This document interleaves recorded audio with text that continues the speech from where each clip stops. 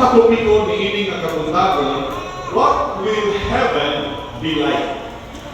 Sa dihat na si Marco Polo, migulit sa iyahang dapit sa Venus, Italy, human sa pipila ka mga tuig sa iyang pagsuloy-suloy sa nakalinlain nga dapit sa tibong kalibutan, na alaan hinuon na dayon siyang buang-buang tungod sa mga subilanon nga daw noo ang mga butang na iyang nakita sa mga dapit nga iyang gipag-adtuhan. Sumala sa kasaysayan, si Marco Polo ning abot ni siya sa Asia, sa uban pang mga kontinente sa tibuok kalibutan, unya iyang gipagsulti ang mga dapit nga iyang nakita sama sa mga dapit nga puno o bulawan o uban pa ng mga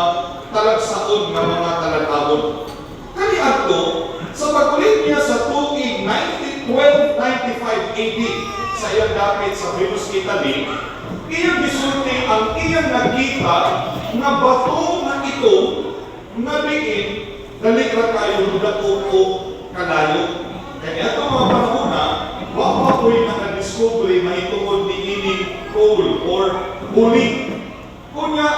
iya mong gipagsugilon dito sa iyang dapit nga naay panapton nga bisan unsa kainit sa kalayo o kadako sa kalayo, pwede niyang panungon kung ining ang panapton